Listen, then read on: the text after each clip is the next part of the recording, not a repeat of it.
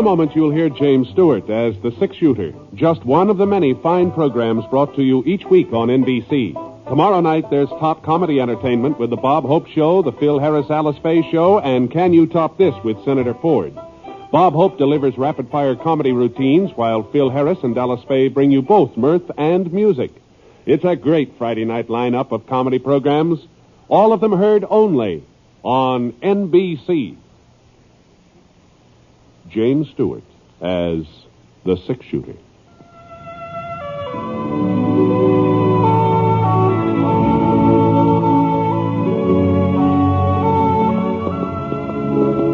The man in the saddle is angular and long-legged. His skin is sun-dyed brown. The gun in his holster is gray steel and rainbow mother-of-pearl. Its handle, unmarked. People call them both the six-shooter.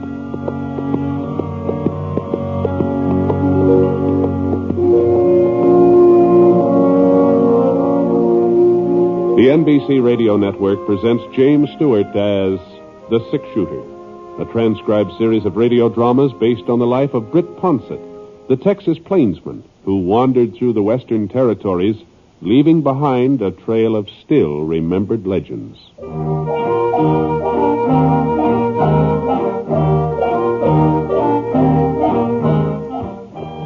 Halfway Creek sure wasn't much of a town. Oh, that was a general store and cafe, rooming house, and a blacksmith shop. That's about all there was to it. And I'd never figured out where the place got its name, either. It didn't seem to be halfway to anything. As a matter of fact, it was right at the end of the trail from Santa Fe. The only thing further west was a couple of small farms and Gid Bascom's 77 Ranch. That's where I was heading, at 77, to see if I could sign on with Gid for the spring roundup. Oh. Wow, it didn't look like I was going to have to ride out all the way. Oh, boy. Oh. Yeah. Well, there was Gid himself pounding down the main street, 5 or 6 fellows behind him. Well, if he had that many men working for him already, he probably wouldn't have much use for me. Hey, Britt. Britt Ponset. Howdy, Gid. Where in the name of Moses you come from, Britt? Oh, no place special. I was laying some railroad track out of Denver for a spell, but then I thought it was about time for me to hit the saddle again. Well, if you're looking for a job, we can always use an extra hand, can't we, boys? Well, it's mighty nice of you, Gid. To tell you the truth, I was sort of hoping that you had room for another. Well, go on, Britt. Oh. I guess you've got enough help here without me. Well, my outfit's been growing since you were through here last. But we're stretched clear over to Apache Hill. You don't say. Yeah, it takes a lot of riders to cover that much ground. Yeah, I guess it does. Oh, come on then, let's go. We're on our way back to the 77 right now. Mm-hmm. Well, maybe next roundup, Gid. Well, what's the matter with you, Britt? You said you were looking for work. I reckon I'm what changed Ponset's mind, Gid. I reckon he's a little too fancy to ride alongside me. Huh? How about it, six-shooter? You boys know each other? We met up. Yeah. Well, take it easy, Gid. I'll be saying Now, hold up a minute, Britt. You go ahead, boys. I'll catch up with you. I want to talk to Ponset. You're wasting your breath. I'm still boss of the 77, Clint. I don't need no advice from you. Sure, Gid, sure.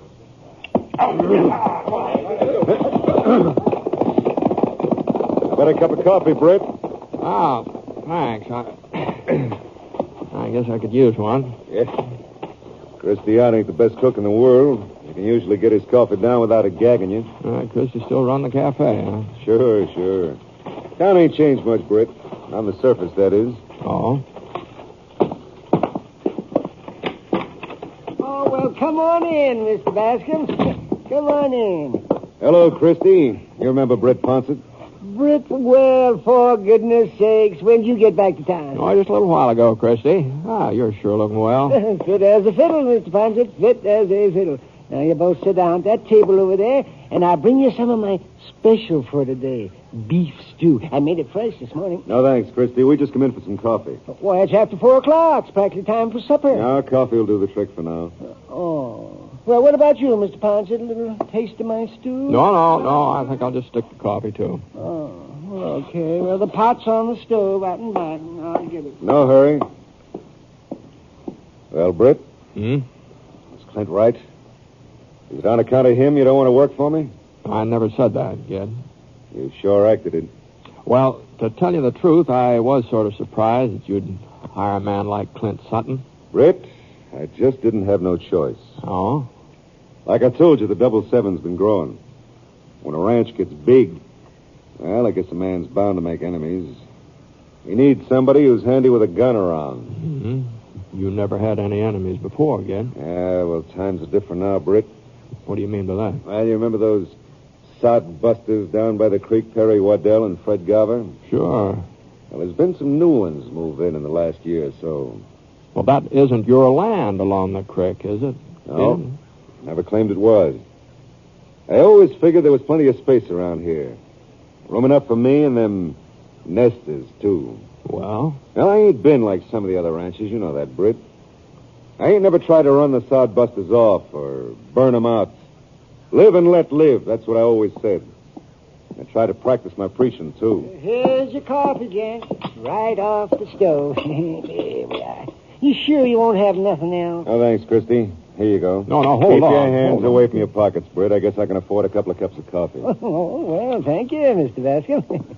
I say, I've got some bread in the oven, so if you want anything more, you just holler. Boy. Better saucer it for a spell. Let it cool off some, huh? Wow. It's not the heat, it's the taste. Gee whiz, that stuff's... Well, it's as bad as the coffee I make myself. Worse. Yeah, I guess it's a good thing we didn't order none of Christie's stew. Huh? Yeah, it is. Anyway, Britt, about Clint Sutton. Now, there was a good reason for hiring him. They've been stealing my cattle. What? Yeah, them nesters. Now, There ain't any doubt about it. My tallies are short. After the roundup, I'll know for certain how many they got away with. Oh, now, Gid, it doesn't stand to reason that men like Waddell and Garver would rustle your animals. They're in a rough spot as it is, and they're living right next to the edge of your ranch. Well, they must know that you could shove them off of there if you took a mind to it. I guess they know that all right. Anyway, one of them tried to shoot me. Were you sure of that? No, I didn't see who it was, not for certain. But there ain't been any strangers around Halfway Creek lately, so... Sutton's a stranger. I hired him after the shooting. I had to have somebody, Britt. My own boys ain't very fast with a gun. They ain't had much experience lately. Now, Gid, you're just asking for trouble bringing Clint Sutton in here. Britt, the trouble's already started, and I didn't start it. They did. Of course, if I had known you were coming into town, I wouldn't have taken Clint on. Well, if what you wanted was a gun, I'm not the man for you. I reckon Clint is. Well, that's the way you feel, Britt. That's the way I feel. Maybe you'll change your mind after things quiet down. Or maybe there won't be a serious mix-up now that them sod busters know that I mean business. I wouldn't count on that, Gid. Well, thanks for the coffee.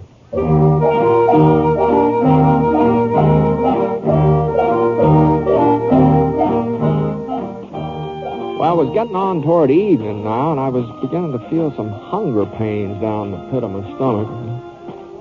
Oh, I sure didn't like the idea of sampling Christy Ott's stew, though. I figured I'd be better off to buy some cold grub at the general store, so I headed across the street. Just as I started to go in the front door, I saw somebody staring at me from behind a wagon over to the blacksmith shop. The sun was directly behind him, so I couldn't tell who it was exactly. Not until it came around into the shade. Britt? That you, Britt? Huh? Yeah. Well, don't you recognize me? Perry Waddell? Oh, sure, Perry. Oh, the sun was in my eyes. I couldn't see you. You busy, Britt? No, not especially. Well, I'd like to talk to you if you got a minute spare. Busted one of my wagon wheels this morning. I'm waiting for Sam Todd to see if he can put it together. Mm-hmm. Well, how have things been going with you, Perry? Not so good, Britt. Not so good. Yeah, I was just talking to Gid Bascom. What's behind the trouble, anyway? Same old story, I reckon. Big ranch, small farms, there just ain't room for 'em both. There's always plenty of room before. Perry, Gid tells me that some of his cattle are missing. Oh, Oh, that's just his excuse to get rid of us. Uh-huh. And I ain't no thief, Britt. Oh, of course not, Perry. But I understand that they've been some new families moving in. Is that right? Any farmer who'd steal from Gid's herd, he'd be plumb loco. He'd just be asking for Gid to burn him out. Yeah, that's true enough. I suppose Gid told you somebody took a shot at him, too, and said it was one of us. He mentioned something about it, yeah. He just needed a reason for bringing that Clint Sutton in here. Clint's a killer, pure and simple. Think bad enough that Gid wants our land. He's got to hire a gunfighter to take it away from us. Well, Gid never objected to your farms before, Perry. There was always plenty of other land waiting for him. Now he's pushed his ranch clear to Apache Hill. He can't go no farther in that direction, so he's got to spread east. And we're in his way. It just somehow doesn't sound like Gid. He sure seems sincere when I talk to him. Now, I'm almost certain he believes somebody's been rustling his cattle. Britt, I swear to you that I never so much as laid a hand on any of his stock. Well, that's none of my concern, Perry. I'm leaving town anyway. Oh, you can't leave, Britt. You've got to stay here. I what? You're the only man who can stand up to Bascom. And Sutton. Oh, now hold on, Perry. Oh, we couldn't pay you much, but we'd all chip in and give you what we can. I told Gid I'm not a hired gun. I'm going to tell you the same thing. Britt, my farm's all I've got in this world. I spent 21 years trying to build it up into something that'd mean a decent living for my wife and kids. Nobody's going to take it away from me now. Well, I understand that. Hey, look at that. Looks like somebody's in a rush, huh? It's Ruth Lovett. Oh? Oh, he's homesteading the place right next to mine. Ruth, what's your hurry? I gotta see you, Perry. Sure? Yeah, but it's real important. Well, I was just going into the store anyway, so No I'll see need you for later. you to rush off, Britt. Ruth, this here's Britt Ponset. You can speak your mind in front of him. Six-shooter? That's right. Real pleased to meet you, Mr. Ponset. Howdy. Now, what's all the fuss about, Ruth? They're gonna burn us out tonight, Perry. You What? sure? Yeah, one of Gid's own men told me. Well, I was just talking to Gid just a little while ago, Rube. He never had any intention then. Well, maybe he's changed his mind since then, Mr. Ponset, or maybe he didn't feel like advertising what he's up to. Now, Perry, we got to get together, all us farmers. Oh, sure, Ruth, sure. We'll hold them off. Hold them off? Why, we wouldn't have a chance against a man like Clint Sutton. Well, we got to do something. We got to fight back. Yeah, we'll fight back, all right, but on their own ground. What do you mean? Well, they'll be riding toward our farms tonight, Gid and all his boys. There won't be a soul over at the 777. Yeah? We'll show Gid Bascom he ain't going to have everything his way. We'll burn him out while he's burning us. Oh, Ruth. Now, I sure don't see what you'll accomplish by that, Rube. My Gid'll think twice before he tries to shove somebody else around. That's what we'll accomplish. Maybe so, but it won't save your farm. Well, what else can we do? Well, you might try talking to Gid, see if you can find out what's eating. Talk's a waste of time. Oh, I don't know, Ruth. Maybe he'll listen to reason. Has he ever listened to us before? Well... Besides, what about Clint Sutton? Who's going to reason with that gun of his? Yeah, I kind of forgot about Clint. Britt? Now, Perry... Britt, talking to Gid is your idea. Yeah, I know it is. I know, but Oh, doggone it, Perry. All right, I'll see if I can head him off. Now, you and Ruth go back to your farm. Stay put, huh? Okay, Mr. Ponset. You don't know how much this means to us, Britt. Yeah, I see. Got it. Maybe someday I'll learn to keep my doggone ideas to myself.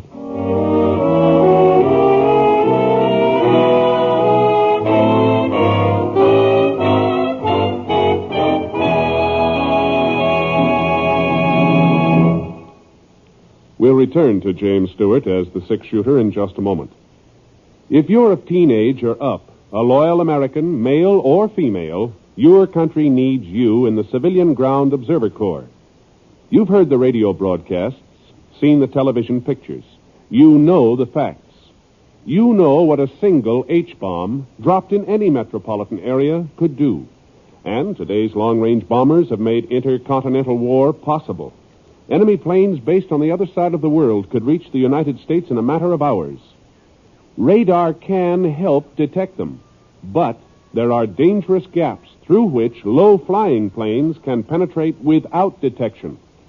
To fill out our detection system, civilian personnel is needed, particularly along the east and west coasts, and in the northern states. Sky watching is not a game, it's a necessary precaution. The Ground Observer Corps is now operating on a 24-hour-a-day basis and needs at least 200,000 volunteers to contribute a few hours of their spare time to this vital work. Will you volunteer?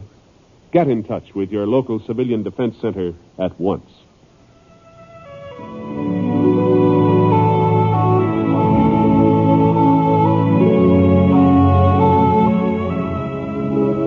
Now, Act 2 of The Six-Shooter, starring James Stewart as Britt Ponset.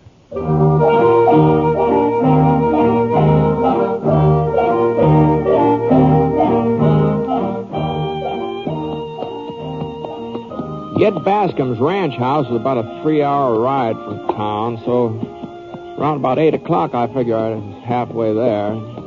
The moon was just beginning to silver up the top of Apache Hill. I hadn't been too sure of the trail, but now that things were lightening up some, I gave Scar a little nudge. Come on, let's go. It was real sandy country. A clump of purple sage every now and then, once in a while a pine tree or two. We must have covered about 4 miles, and then we came to a little creek. From there on, the trail started to wind into a kind of a jagged ravine with a couple of tall yellow rocks at the mouth, sort of sticking up straight in the air like a couple of fingers. We were just getting past those rocks when I heard what sounded like about a half a dozen horses coming toward me. Whoa, boy, whoa. Whoa, Scar. I pulled up and waited. Oh. Howdy, Ged. What are you doing out here, Britt? Oh, I just thought I might come out and take a look at the 777. Some other time. You, in a hurry to go somewhere? That's right, we're in a hurry. Oh, hello, Clint. Come on, Gid, we ain't got all night. Right. You mind telling me where you're heading, Ged? Now, look, I offered you a job this afternoon. You turned me down. I don't see where anything I do from here on in is your concern. No, it sure isn't. But I was just noticing, and it looks to me like you've got the whole crew with you. What if I have? Well, that must be something kind of important to take you all the way out here, away from the ranch this time of night. We're going to burn out a bunch of Stephen rustlers. Is that important enough for you, Ponset? Thanks. Well, you might as well know it. You can't do nothing to stop us. What happened, Ged? You weren't planning anything like this when I talked to you a little while ago. Clint found 5 of my steers over in a canyon behind one of them farms. Well, maybe your steers got lost. Maybe they just strayed over that way. And hobbled themselves? Well, even so, it seems to me like this is a matter for the law. There ain't no sheriff in Halfway Creek. You know that, Britt. Well, there's a sheriff at Bixby Falls. Somebody go over and get him. You get him if you want him, Ponset. We got other things to do. No. Come on, Gid. No, I wouldn't let Clint hurry me if I was you, Gid. What difference does it make? It might make a lot of difference. Seeing as how those farmers were talking about paying you back if you go after them. I'd sure like to know what they could do. Well, they sort of had an idea that they could burn down the 777. What? Well, they sure must want to get themselves killed. Uh-huh. It doesn't look to me like there'd be anybody there to kill him, Sutton. Look, he's lying. He's just trying to stall us. Do you think I'm lying, Gid? Turn around, boys. We're going back to the ranch. Well, you're crazy. Get them nesters wouldn't be fooling us. Turn around. Now, let's go.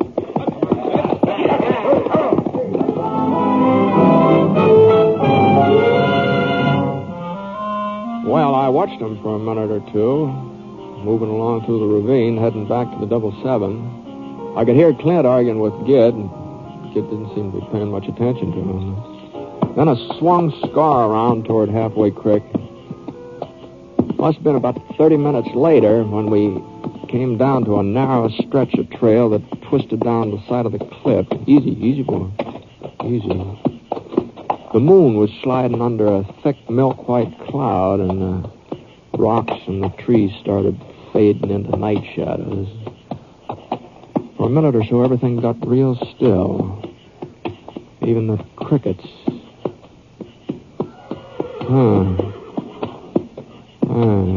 Somebody else was taking the same trail. Sounded like he was following me. I got a kind of a crickly feeling across the back of my neck. I started wondering maybe Clint Sutton. I twisted around to see if I could get a look. I had to squint my eyes. Finally, I made out the shape of a horse about 40 feet back. He was just standing there nibbling on a couple of tufts of grass. Wasn't anybody in the saddle.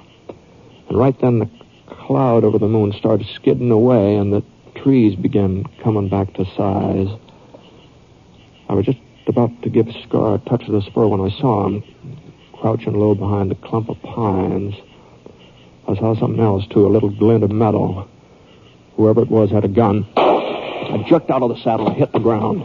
Looked around for cover. His aim was close. It was too darn close. Well, it couldn't be Sutton. I knew Clint's style of gunplay. He might miss one shot, and he wouldn't miss twice. And then I spotted a little gully a few feet to my left, and I crawled toward it, keeping as low as I could. I was almost there before he had a chance to fire again. When he did, I started rolling, and I tumbled down into the draw. I took out my gun. I was hoping he'd think he'd hit me, that his bullet had sent me over the side. I couldn't hear him move. I pressed flat, and I pulled up behind a couple of big tumbleweeds. I sort of cut down my chance of him spotting me. He was coming now. He was going to be at the edge of the gully in a couple more steps. I shoved my gun up and sort of gauged where I thought he'd show. Then a leg came into sight. Not more than 6 feet away. Then his body swung up into view. And just before he fired, he went down on his knees fast. I swung out of the way, and his bullet cut through one of the tumbleweeds. I gave it a shove, and the wind sort of caught it. He fired again. But he wasn't firing at me now. He was firing at the weed. And he had to rise up into sight to get aim. Yeah, my bullet slapped him on the shoulder, and for a minute he sort of hung in midair and teetering on the edge of the draw. And then he pitched forward and toppled down beside me. And I turned him over. And got a look at his face. What? Well, what the thunder are you trying to do, Roof? You should have been able to recognize me. It wasn't as dark as all that. I recognized you, Ponset. What? You shouldn't have meddled in this. Gid would have burned us out if it hadn't been for you stopping him. Well, you wanted him to burn you out? It's going to happen anyway, ain't it? Sooner or later. Well, not if Gid isn't forced into it. Big ranchers don't need no forcing. What are you talking about? I don't understand you, Roof. It was your farm he was going to burn. You're talking like that you hoped it would happen. I think I care about that farm. I had me a farm once down in Texas. Real good soil, brown, salt, rich, plenty of water, too.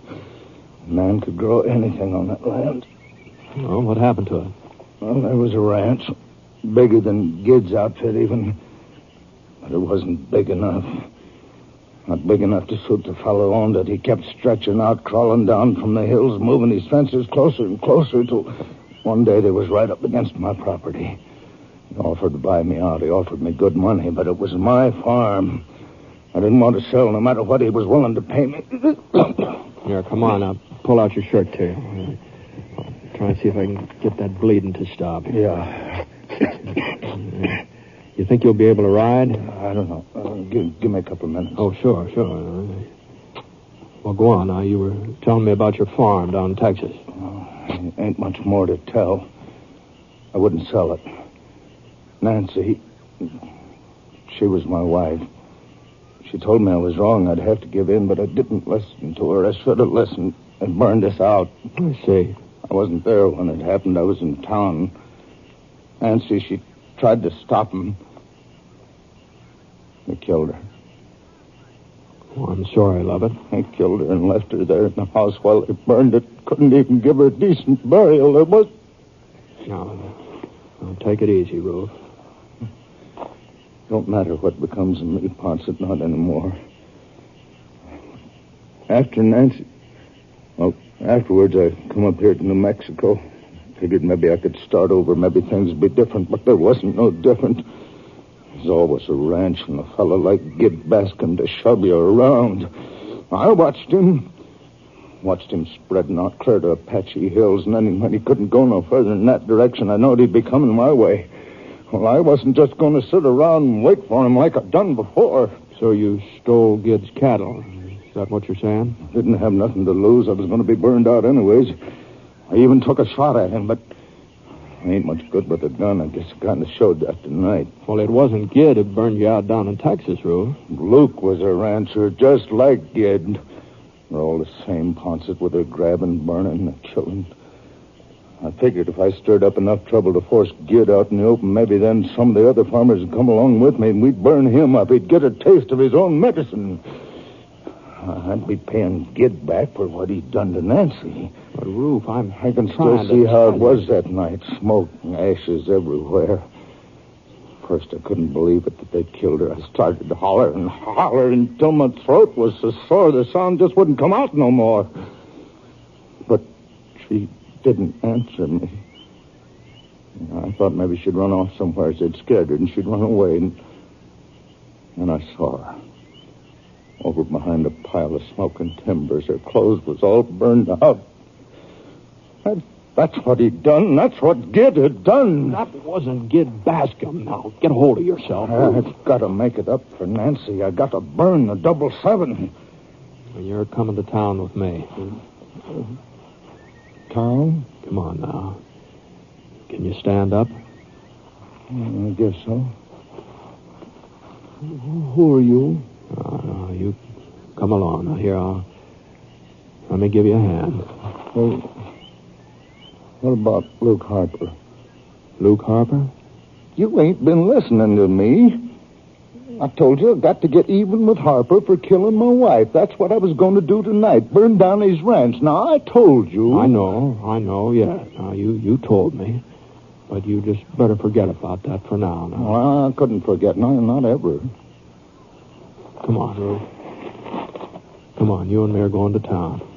Huh? Here, I'll help you on your horse here. Come on. Thanks, mister. Thanks a lot. You've been real kind to... Ooh. Funny. There's something wrong with my shoulder. Somebody shot me. Did Luke Harper do that, mister? Maybe he did, Rube. In a way.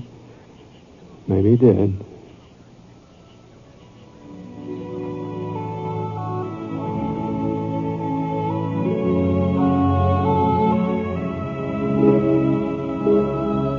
I took Rube as far as Perry Waddell's house, and Perry went in to get the doc. It looked like Rube was going to be all right. At least it looked like he'd get over that wound in the shoulder. But whether he'd really ever get well again, I guess even the doctor couldn't tell that. The next morning, Gid Bascom rode into town, found out what had happened. He said he was willing to forget about the stolen cattle and the other trouble Rube had caused him. And he said he'd get rid of Clint Sutton, too. He didn't come right out and admit it, but I've got a hunch he was kind of sorry that he'd hired Sutton in the first place. It just goes to show you there's differences in ranchers like anything else.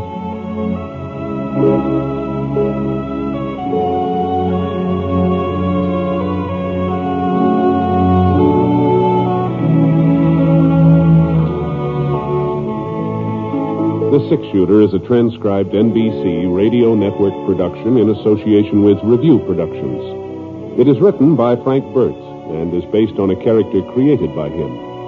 Mr. Stewart may currently be seen in the Universal International picture The Glenn Miller Story. Others in the cast were Lamont Johnson, Gerald Moore, Bob Griffin, Parley Bear, and Howard McNear. Special music for this program was by Basil Adlin, and the entire production is under the direction of Jack Johnstone. All characters and incidents were fictitious, and any resemblance to actual characters or incidents is purely coincidental. Oh, by the way, you'll be interested in knowing that the Six-Shooter has been chosen for broadcast to our men overseas through the facilities of the Armed Forces Radio Service. This is Hal Gibney speaking.